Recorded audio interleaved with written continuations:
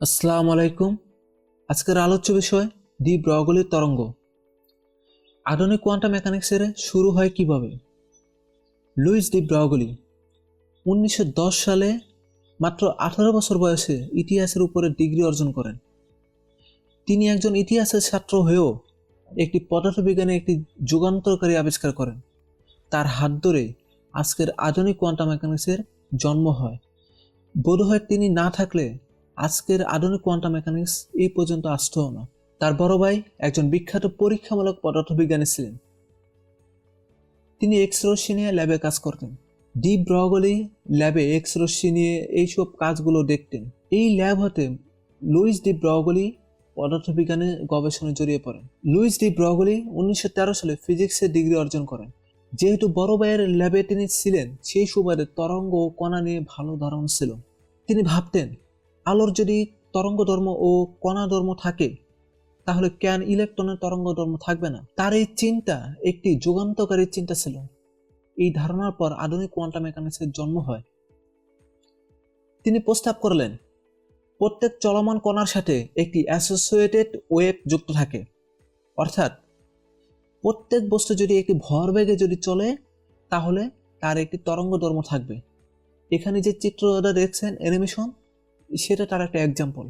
একটি গাড়ি চলছে এবং এখানে দেখানো হয়েছে যে তার সাথে একটি তরঙ্গ যুক্ত আছে।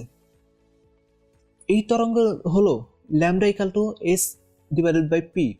এখন আমরা ডি ব্রগলির তরঙ্গ এটা খুব সহজে প্রমাণ করব। ডি ব্রগলির তরঙ্গ অন্য একটি ভাবেও প্রমাণ করা যায়, কিন্তু আমরা এখানে একটি সহজ মাধ্যমে প্রমাণ করব। একটি কণার জন্য আইনস্টাইনের ভর শক্তি সমীকরণ ইকাল টু এমসি স্কোয়ার। আমরা এই সমীকরণটি একটু আলাদা করে রাখি, পরবর্তীতে আমাদের এই সমীকরণ প্রয়োজন পড়বে। আবার একটি তরঙ্গের জন্য প্লাঙ্কের বিকিরণ সূত্র equal to S mu. De ব্রগলির কনসেপ্টটা ছিল ঠিক এইরকম। একটি কণা যদি কণা ও তরঙ্গ হয়, তাহলে আইনস্টাইনের ভর শক্তি ও প্লাঙ্কের বিকিরণ শক্তি সমান হবে। তাই আমরা লিখতে পারি S mu equal to MC square.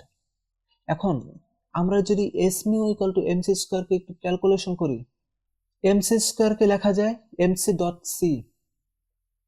C কে ওই পাশে পক্ষান্তর করলে S mu divided by C হয়। আগে এমসির সাথে সি গুণ ছিল, এখন ওই পাশে যাবার পরে সেটা ভাগ হয়ে গেল।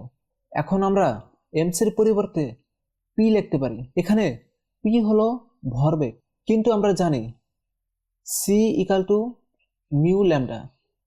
তাই আমরা mu divided by C equal to 1 divided by lambda লিখতে পারি। যদি আপনি এই সমীকরণকে যদি ক্যালকুলেশন করেন, তাহলে আপনি এটা লিখতে পারবেন। তাহলে আমরা লিখতে পারি S divided by lambda equal to P. একটু যদি আমরা সাজিয়ে লিখি lambda equal to S divided by P. এখন আপনি যে সমীকরণটা দেখছেন, এটা ডি ব্রগলির তরঙ্গ। এই সমীকরণ বলে, যদি একটি কণার পি ভরবেগ থাকে, তাহলে তার সাথে একটি তরঙ্গ যুক্ত থাকবে।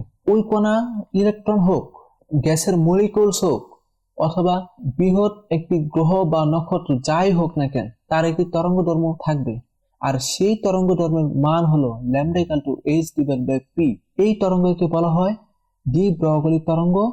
ডি ব্রগলি তরঙ্গ সম্পর্কে কিছু গুরুত্বপূর্ণ আলোচনা। প্রত্যেক বস্তুর কণা ধর্ম ও তরঙ্গ ধর্ম রয়েছে। বাস্তবে কণা ও তরঙ্গ একত্রে বিরাজ করে। উভয় ধর্ম সবসময় থাকে বা আছে। পরীক্ষা বা পর্যবেক্ষণে হয় কণা নয়তো তরঙ্গ, দুটো একসাথে পুরোপুরি দেখা যায় না।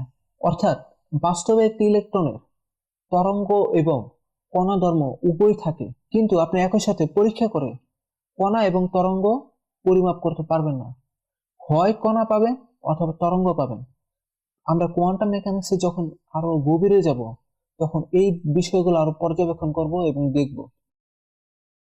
বৃহৎ বস্তু যেমন মানুষ, গ্রহ, নক্ষত্র সহ সব বস্তু ও বিকিরণের কণা ও তরঙ্গ ধর্ম উভয় রয়েছে। কিন্তু ফোটন কণার ডি ব্রগলির তরঙ্গ, সেটা ইলেকট্রোম্যাগনেটিক ওয়েভ নামে পরিচিত। আলোর বেগে চলমান যে কোনো বস্তুর ডি ব্রগলির তরঙ্গ ধর্ম বিলুপ্ত ঘটে।